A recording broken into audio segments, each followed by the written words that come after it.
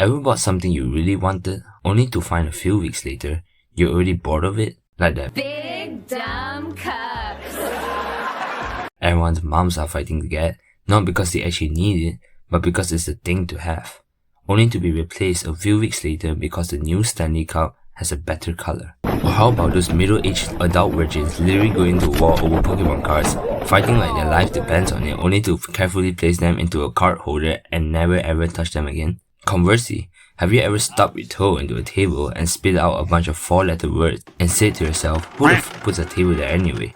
And a few seconds later, going about your day like nothing ever happened. Or imagine you have a tough day at work, where everything seems to go wrong, your boss is upset, you miss a deadline, and you feel stressed out. At the moment, it feels like the worst day ever, and you might think you'll never feel good again. But after a while, the stress starts to fade, and you go back to your usual routine. This phenomenon is called the hedonic treadmill, also known as hedonic adaptation. Basically, it's the idea that we humans have this baseline level of happiness, and no matter what happens, good or bad, we always seem to return to that same spot. It's kinda like that smart sounding quote every 11-year-old says after a future. What goes up must come down. Or in our case, what goes down must come up, because, life's all about balance, right? Think about how you felt when you got that brand new iPhone or bought that shiny new car. At first, you're like, this is it, I made it. But then a few weeks later, the excitement fades and you're back to your baseline, wondering if you really needed that extra camera lens or if the car's Bluetooth system actually makes you any happier. But you may be wondering, why can't my A18 Pro Power iPhone makes me happy forever? Why can't my shiny new Mercedes C-Class bring me that eternal joy? I mean, I did just drop a small fortune on them, right? So what do I need to do to be happy forever? Well, to answer that, we first need to dive into the psychology and science behind this whole why can't I be happy with my stuff mystery. Our brains are wired to adapt to new situations. And this goes way back to our primal instincts. Picture this. Our ancestors living in the wild, just trying to survive. They'll come across a new threat, like a wild animal, and their brain will go into full-on fight or flight mode. But once the danger was gone, their brain had to quickly adapt, reset, and get back to normal, so they could focus on other important things, like hunting, gathering, or avoiding the next tiger. If they stay in panic mode forever, they'll never get anything done, so their brains got really good at bouncing back, adjusting, and returning to baseline. Fast forward to today, our brains still work the same way. We encounter new experiences, possessions, or achievements, and while they might make us excited at first, we quickly adapt to them. This is what we call hedonic adaptation. Basically, it's why we always feel like we need more, better, and shinier stuff to stay happy. It's like being on a treadmill. You're running, thinking you're getting closer to something great, but the faster you go, the faster the treadmill speeds up, keeping you stuck in the same spot. You're putting in all this effort, but you're not actually getting anywhere. You keep chasing the next big thing, but your happiness resets every time, and before you know it, you're right back where you started, scrolling through your phone wondering why you're not as happy as you thought you'd be. Like, I know you just heard me yap for like a minute straight, but hear me out. This topic is really important. Like, forget your Wi-Fi password important.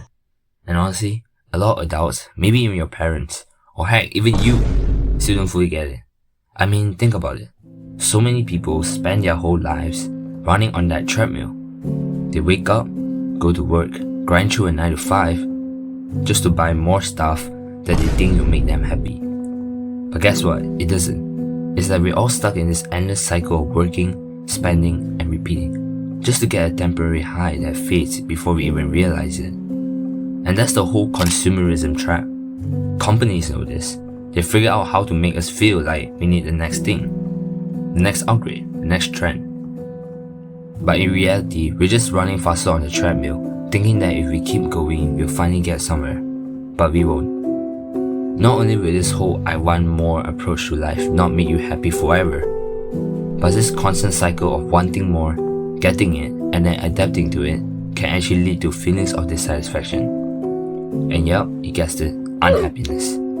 It's kind of ironic, right? The very pursuit of happiness ends up being what drags us down into unhappiness. We think that getting more stuff or reaching the next goal will bring us lasting joy, but all it does is sets us up for the next round of wanting more, and the cycle just keeps spinning. Okay, so you might be thinking to yourself, then what the fuck is the point anyway? Do I just sit on my plush leather couch all day like some kind of royalty, watching two mediocre football teams flop around on the field as if they are auditioning for a role in a blooper reel, while holding a bottle of Coke in one hand and a bowl of popcorn in the other? To answer that question, no.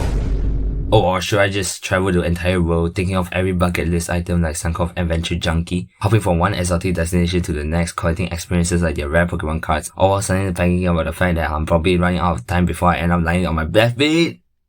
Okay, enough jokes. The very anticipated answer is, drumroll please, gratitude.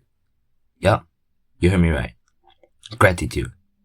Not the very shiny answer you were probably expecting, but powerful indeed.